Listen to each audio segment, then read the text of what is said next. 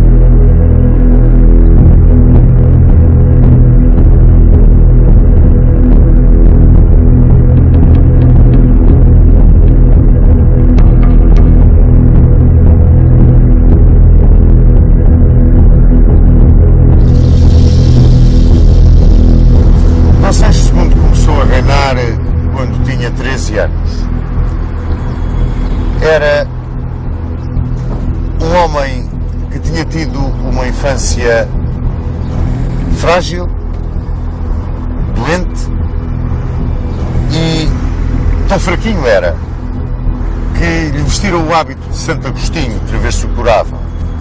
Daí de ter ficado com o nome do Capelo. E tão fraco era, tão doente era, com tão pouca vida parecia, que seu pai, Dom Afonso II, chegou a dispor as condições de sucessão ao trono para o filho segundo, o infante Dom Afonso. No início da sua vida como monarca, Dom Sancho II viveu sob a tutoria de três antigos ministros de seu pai: Mestre Vicente, Dom Pedro Anes e Dom Gonçalo Mendes. Logo aqui nesta tutoria, Dom Pedro Anes e Dom Gonçalo Mendes eram os representantes das grandes famílias que se degladiavam por essa mordomia que era chefiar a tutoria real. Todos eles estavam, no entanto, coartados pelas disposições que Roma tinham vindo para privilegiar e reparar os males feitos ao arcebispo de Braga, Dom Estevão Soares da Silva, paladino das lutas do clero português contra o rei. O povo, esse, vivia sempre amedrontado pela morte de lepra de Dom Afonso II, com o interdito, a excomunhão da Igreja em cima. Tudo isto, àquele povo de então, lhe fazia muita espécie. Dava à Igreja um poder ainda maior do que aquele que habitualmente tinha tido sobre as suas vidas. Os conselheiros de Dom Sancho II imediatamente entraram em diálogo com a Igreja. O arcebispo de Braga era, à altura, novamente um potentado.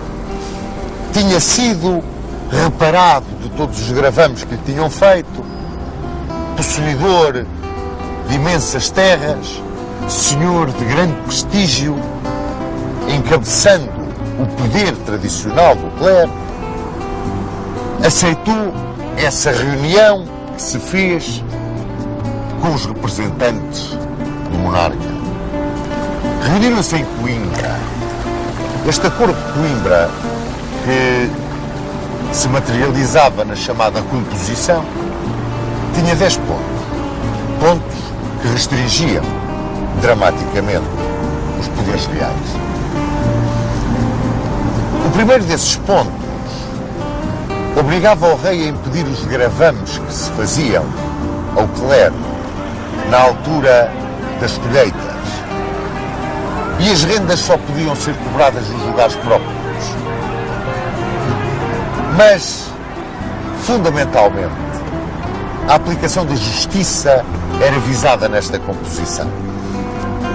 Os prelados teriam todo o direito de praticar a justiça nos territórios da Igreja e sobre os membros da Igreja. Fora deste âmbito, ficavam apenas aqueles crimes que se consideravam sobre a alçada do poder secular. Mas mesmo aí, os religiosos podiam pedir a intervenção dos prelados. Os bispos cobrariam as suas rendas. E ao poder civil ficava interdito interferir com os bens da Igreja, mesmo no caso da morte dos seus pastores. Restringiam-se desta forma os poderes régios, mas essas restrições iam mais além. As inquirições mandadas fazer por Dom Afonso II, numa tentativa de centralização de bens para o poder real, uma tentativa de centralização e afirmação do poder do trono, eram postas em causa nesta reunião de Coimbra. Os conselheiros do rei deitaram as mãos à cabeça, mas a Igreja, forte, com todos os apoios, podendo usar quase o fantasma da interdição, o fantasma da peste, o fantasma da lepra, atemorizando tudo e todos, exigia agora que aqueles homens fidalgos e peões, que ao lado de Dom Afonso II tinham interferido dentro das terras e dos poderes do arcediaco bracarense, fossem punidos. Em primeiro lugar, nessa punição, apareciam dois dos grandes amigos de Dom Afonso II, Pedro Garcia e Rodrigo. Dobrava-se o poder do trono diante do poder da Igreja. Não podemos dizer que começasse muito bem o seu reinado o jovem Dom Sancho II.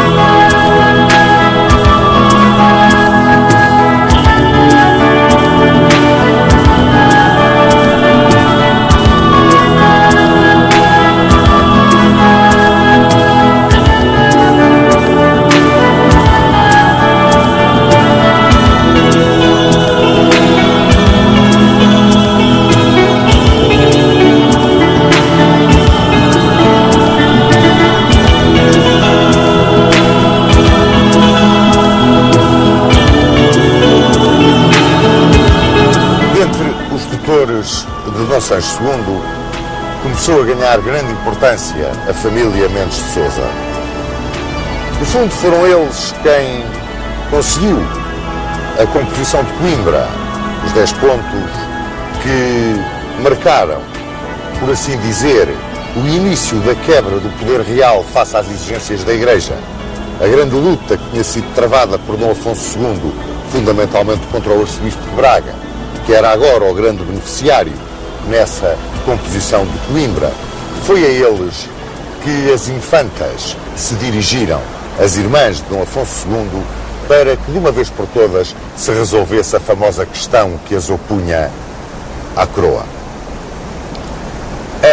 Durante 12 anos, Dom Afonso II travou com as irmãs uma luta tremenda. Chegou a ter quase uma intervenção militar estrangeira, teve mesmo a entrada de tropas estrangeiras em Portugal. E o Papa tinha conseguido resolver o problema, mas a resolução não vinha a contento de ambas as partes. Essa é a verdade. E então as infantas protestavam agora junto dos Mendes de Sousa, dizendo mais uma vez que tinham sido esbulhadas dos seus bens que lhes cabiam a herança de Dom Sancho I, por Dom Afonso II. E os Mendes de Sousa deram razão às infantas, porque esta é a verdade. E assim, as infantas recebiam todos os bens a que tinham direito. As vilas, as aldeias, tudo o que tinham direito. E os rendimentos dessas terras a que elas tinham direito por herança. E apenas tinham que devolver à coroa o castelo de Montemor e ao mosteiro do Urvão dar a Jogueira. Ora, além disto, podiam fazer doações em vida, o que lhes estava vedado pelo acordo que tinham com Dom Afonso II. Mas, muito embora os castelos pertencessem ao rei e os rendimentos às infantas, as infantas podiam nomear os alcaides dos castelos que ficassem nas suas terras ou que elas mandassem nas suas terras construir durante as suas vidas. Quer dizer, o poder real de Dom Sancho II, que ainda era uma criança na altura, ficava reduzido a praticamente nada, com o poder da Igreja, com o poder da grande nobreza, que se materializava na solução favorável às infantas, na famosa questão das infantas. E quem ganhava todo o poder, todo o prestígio junto do clero e junto da alta nobreza era a família Mendes de Sousa. Ficava assim Dom Sancho II, no início do seu reinado, como que metido dentro de uma redoma. Ele nada decidia. Primeiro, porque era muito jovem. Segundo, porque os Mendes de Sousa tinham um tremendo poder. Eram, por assim dizer, eles os donos da política.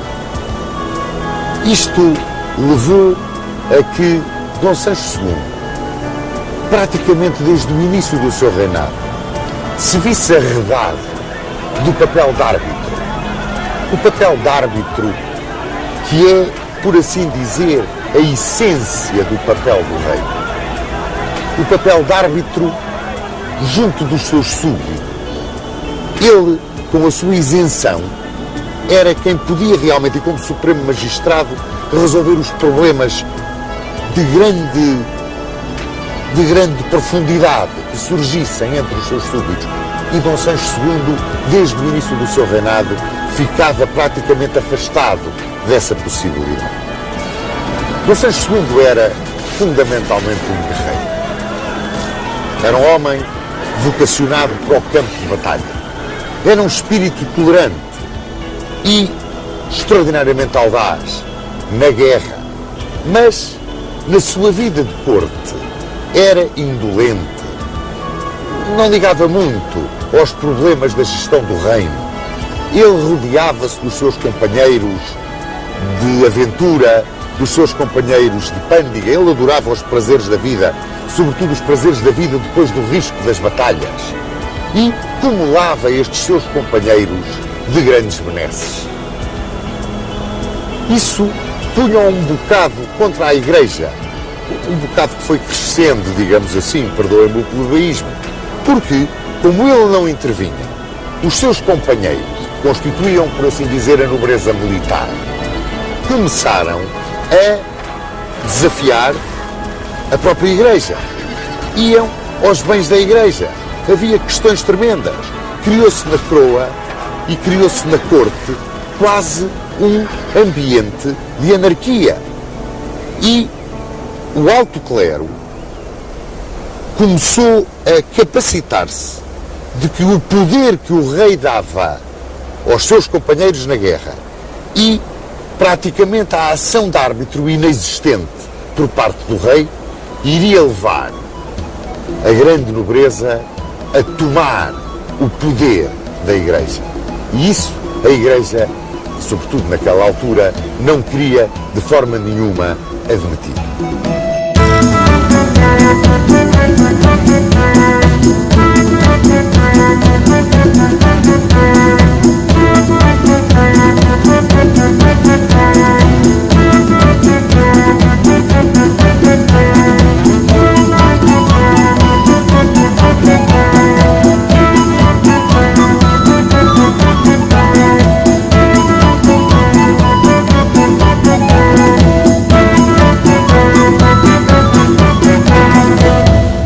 Houve um momento em que se começaram a fazer grandes pressões junto do Papa Gregório IX para que ele pusesse cobro, interviesse na situação que se vivia em Portugal.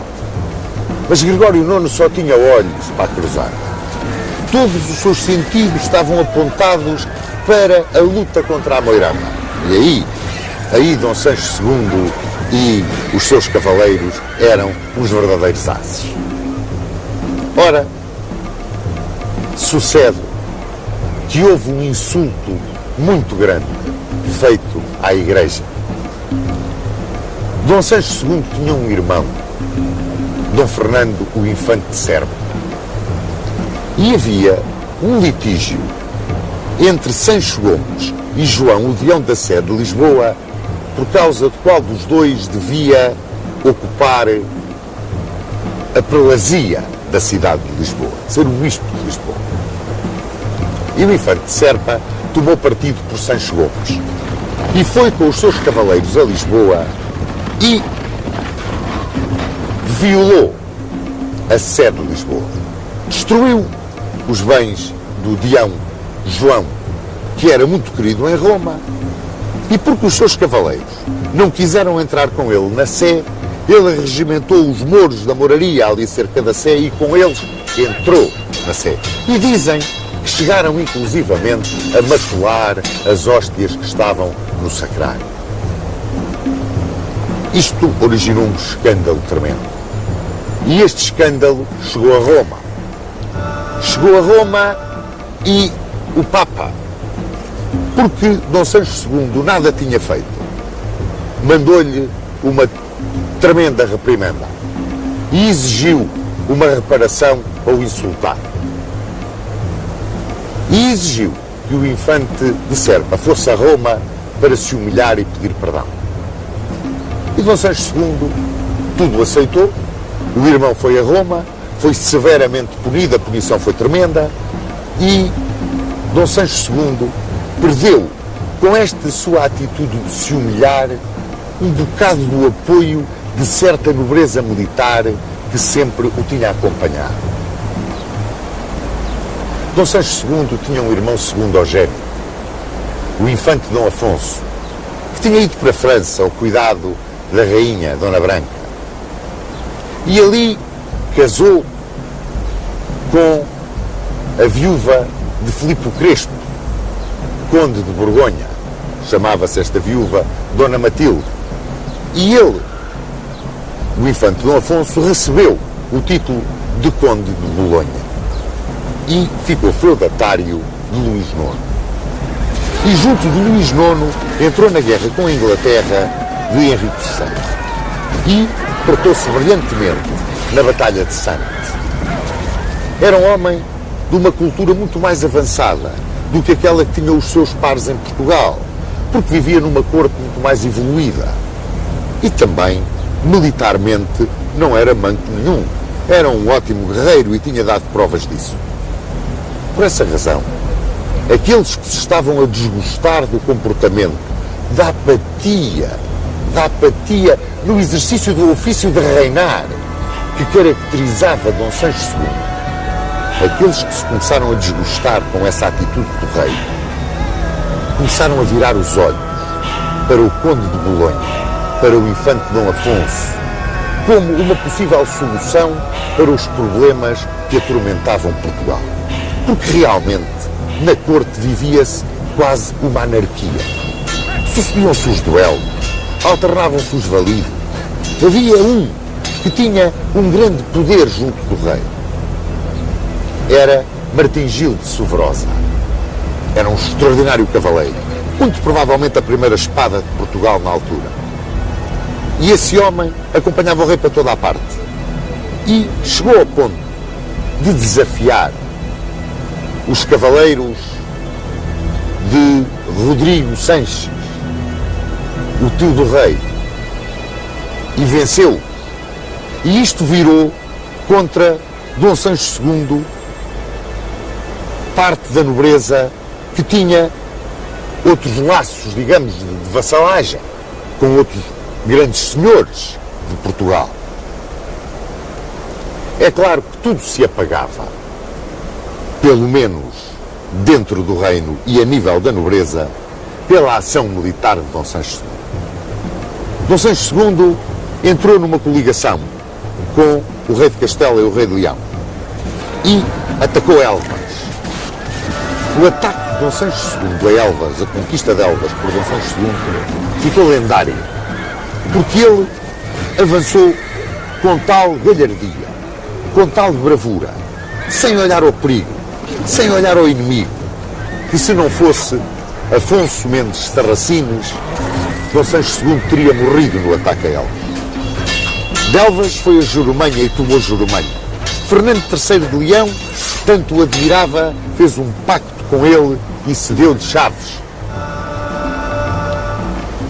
Daí caiu Dom Sancho II sobre Moura e sobre Aljustrel, acompanhavam-no as ordens militares, sobretudo os hospitalários de Afonso Pérez Farinha e os cavaleiros de Santiago de Espada de Paio Pérez Correia. E os dois mestres, muito embora tivessem que defender, acima de tudo, os interesses das suas instituições e a sua principal obediência fosse ao Papa, tinham pelo rei uma grande admiração. Mas cuidado, era uma admiração pessoal pelo guerreiro. Eles não queriam envolver nisto as instituições de que eram mestres. E vamos ver o que sucedeu.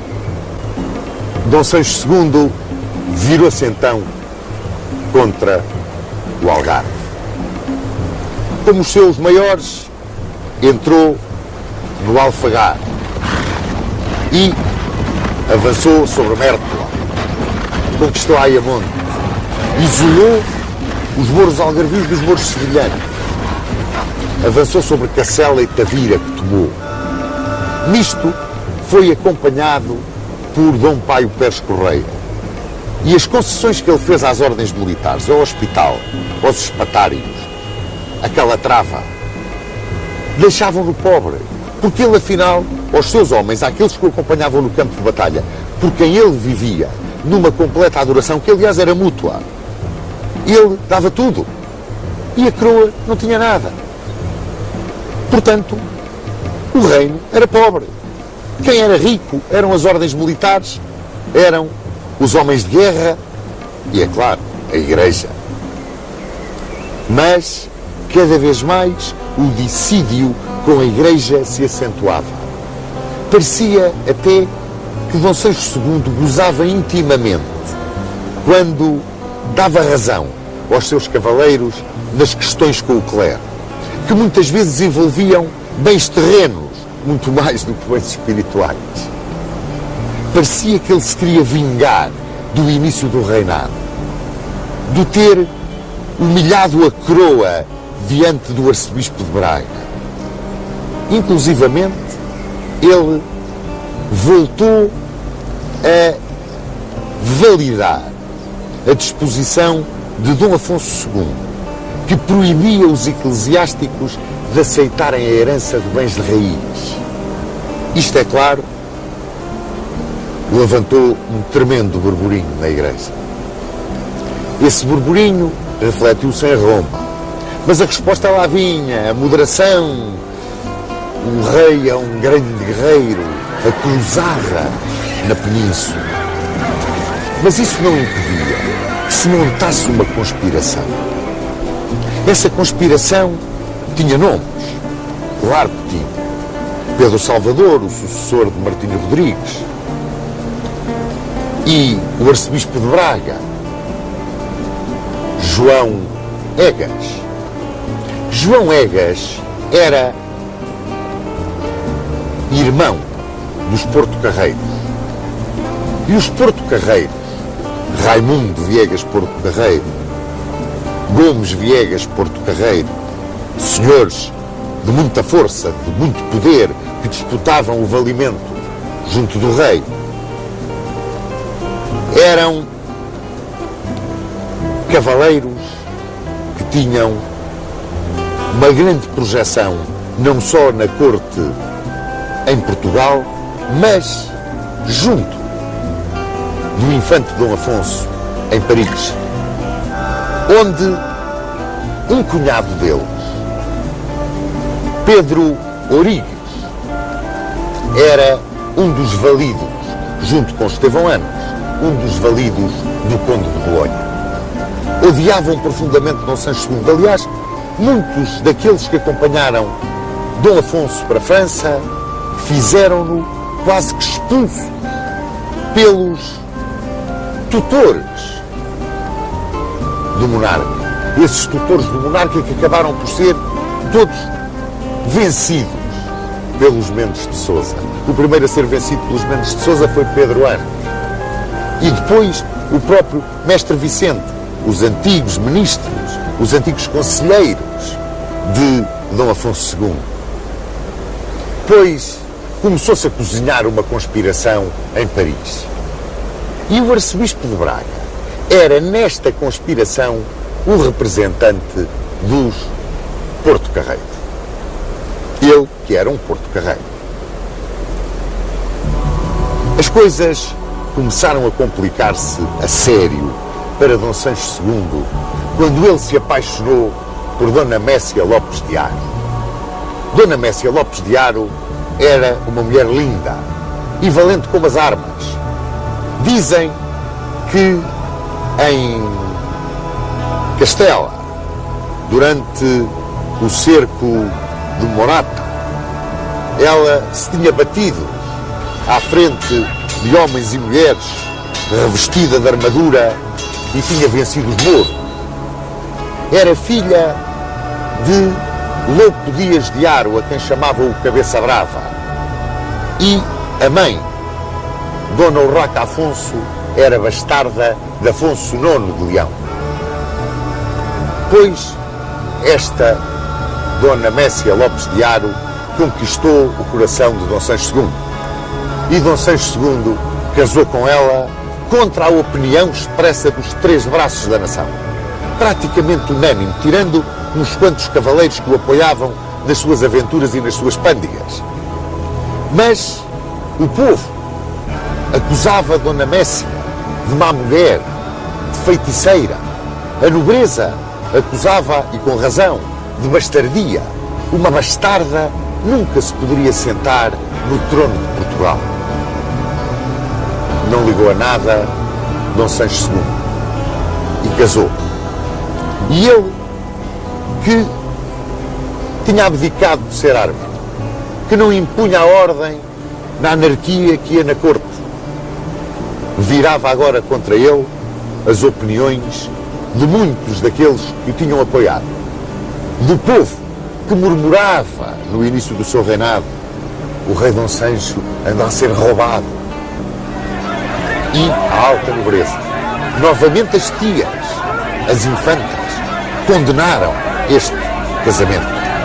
É claro, aproveitava-se a alta nobreza, aproveitava-se o clero, fundamentalmente o clero, desta situação, deste matrimónio pecaminoso, para jogar as suas cartas junto do Papa.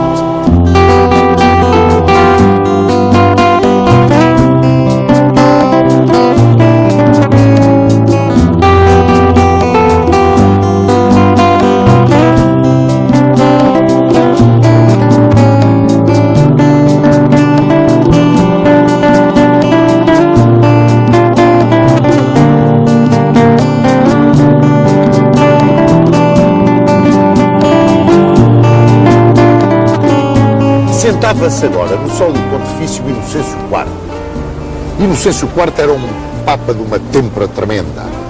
Basta dizer que excomungou o imperador da Alemanha. E para confirmar essa excomunhão, convocou um concílio em Leão, onde vivia.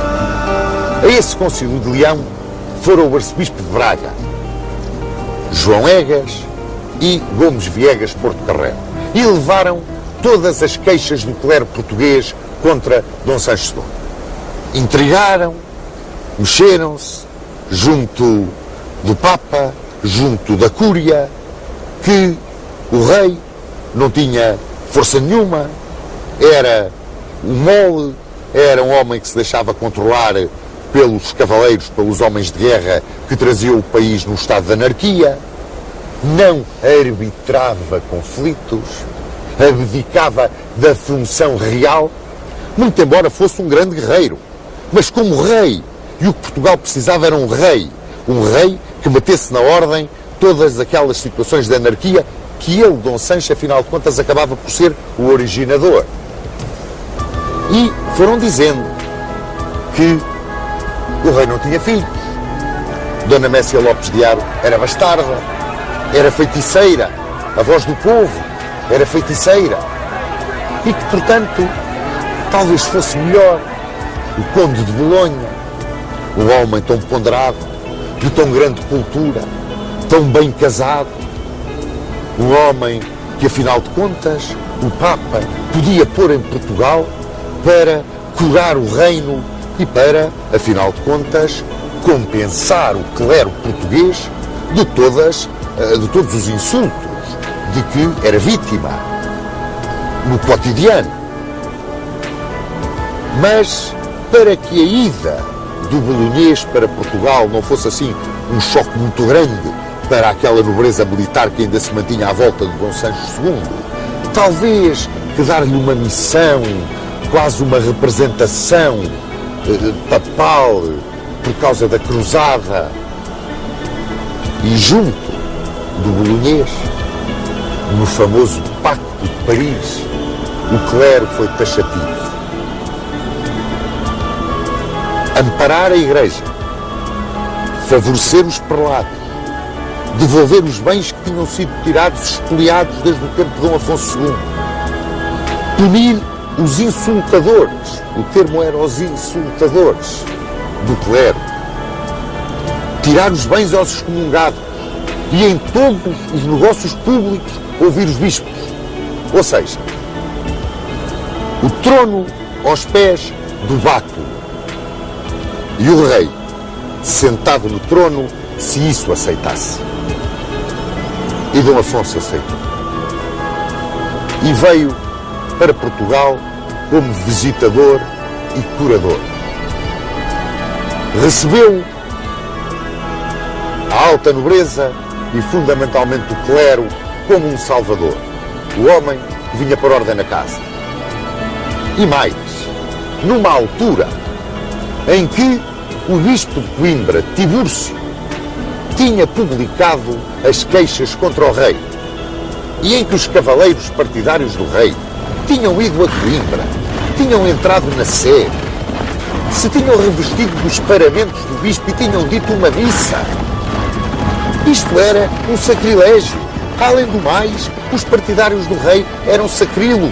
Já não chegava a estar casado com uma feiticeira e bastarda. E começaram as deserções. Deserções algumas vergonhosas. E quase todas tinham a mesma justificação. O valimento de Martim Gil de Sovrosa. Porque Martim Gil de Sovrosa era uma espécie do capitão daquelas, não só dos homens de guerra que se atiravam para a frente em todas as circunstâncias, mas depois daqueles que iam para a pândiga com o rei. Esta é a verdade. E começaram essas deserções. E começou-se a engrossar o partido do bolonhês. E chegou a altura das ordens militares tomarem partido. E eu disse-vos, os mestres tinham grande admiração pessoal pelo rei, mas o interesse da instituição estava acima de tudo. E o interesse da instituição estava com a Igreja e com a luta da Igreja, porque elas eram ordens militares, mas eram ordens religiosas. E disso talvez o rei se tenha esquecido, quando confiou na sua espada e talvez na grande força militar que tinha, que eram precisamente as ordens. E as ordens deram voz por Dom Afonso. Há até o caso curioso de Paio Pérez Correia, que estava em Espanha e que não interferiu quando Gonçalo Pérez, se não me engano, que era o comendador de Mértola, deu voz por Dom Afonso. Sucederam-se as traições, mas a pior de todas foi aquela que foi feita por Dona Mécia Lopes de Aro. Dona Mécia Lopes de Aro deixou-se raptar de Coimbra para Orém por Raimundo Porto Carreiro. E ali ficou em Orém, onde pactuou com os vencedores, retirando-se depois outra vez para o seu país, onde nunca abdicou do título de Rainha de Portugal. E esta traição de Dona Mécia Lopes de Aro desmoralizou, deitou completamente abaixo Dom Sancho II. Completamente abaixo, pelo rastros. Chegou para piorar ainda mais tudo. A bula de deposição de Dom Sancho II. Roma finalmente satisfazia a vontade do alto clero português. Deposto, quis recorrer à guerra civil. Mas tinha muito pouca gente com ele. Embora gente de grande valor. Pediu o auxílio de Castela. E daqui, o infante Dom Afonso, com algumas lanças, entrou em Portugal para ajudar Dom Sancho II. Mas eram muito poucos. Foram vencidos, recolheram a Castela. E com eles veio o rei deposto. E com o rei deposto, 12 cavaleiros. Os últimos fiéis de Dom Sancho II. E entre eles, honra-lhe seja, Martim Gil de Sobrosa, a grande espada de Portugal daquela época. E vieram aqui para Toledo, onde nos encontramos. Aqui soube o rei do comportamento dos alcaides. A maioria dos alcaides deu voz por Dom Afonso. Mas o alcaide de Guimarães, o alcaide de Celurico, o alcaide de Faria, o alcaide de Óbidos e, fundamentalmente, o alcaide de Coimbra mantiveram-se fiéis. E esse alcaide de Coimbra, Martim de Freitas, fiel contra tudo e contra todos. Um exemplo de lealdade, um exemplo de devoção, raro. Ora, aqui viveu, em Toledo, Dom Sancho II. Eu estou convencido que morreu de desgosto. À hora da morte fez um segundo testamento em que legava o reino de Portugal à sua irmã Dona Leonor e pedia para ser sepultado em Alcobaça junto dos pais. Foi em 4 de janeiro de 1248. Até essa última vontade lhe negaram. Está aqui sepultado na Catedral de Toledo. Mas houve alguém que não lhe negou a devoção e a lealdade. Foi Martim de Freitas. Quando soube da morte do monarca, decidiu-se a entregar o castelo de Coimbra. Mas antes disso exigiu vir aqui a Toledo. Mandou abrir o caixão do rei Capelo e nas mãos rígidas do cadáver depositou as chaves da cidade de Coimbra, que era a capital do reino. Voltou para Portugal e não aceitou servir sob as ordens de mais ninguém. Dom Sancho II morreu aqui em Toledo. Foi um grande guerreiro, mas um fraco rei. Foi, talvez, o último grande cavaleiro português da Reconquista. Foi, na Reconquista cristã, o último que, na realidade, se bateu à frente dos seus homens. Se ele tivesse tido, na governação, a rara energia, a serena coragem que tinha em combate, teria sido um rei extraordinário. Mas não tinha. E abdicou sobretudo, meus amigos, dessa premissa do exercício da realeza, o ser o árbitro, como nunca o quis ser. Na verdade e na realidade, podemos dizer que nunca exerceu o seu mandato de rei de Portugal.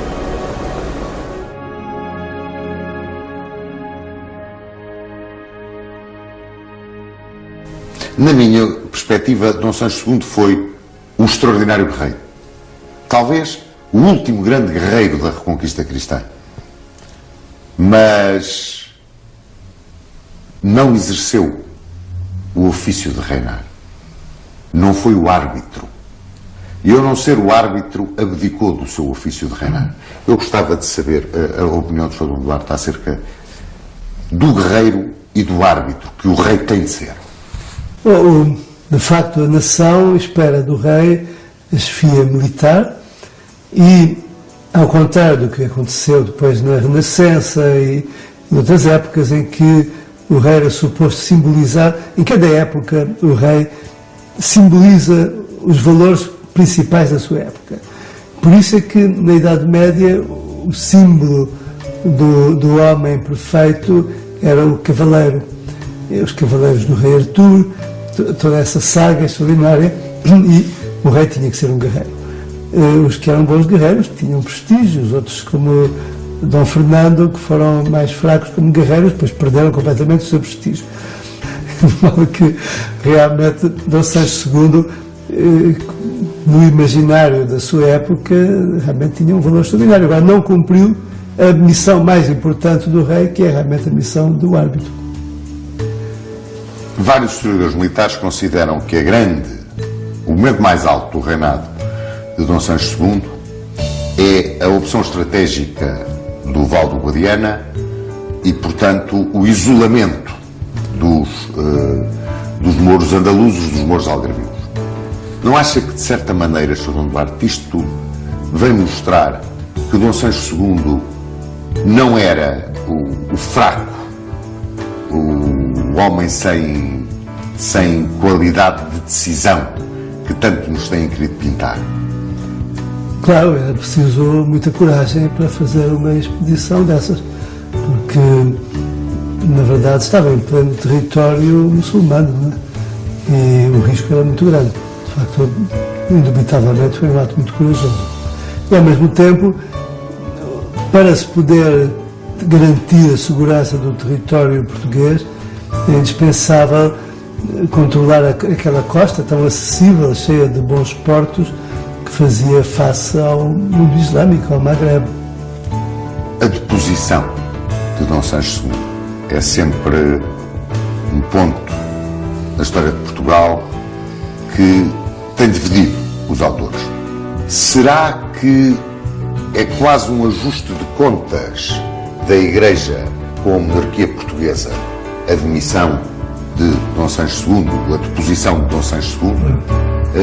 Tem essa ideia? Bem, havia certamente essa influência grande, porque é preciso ver que a Igreja era a grande garante da estabilidade e da ordem na Europa na época.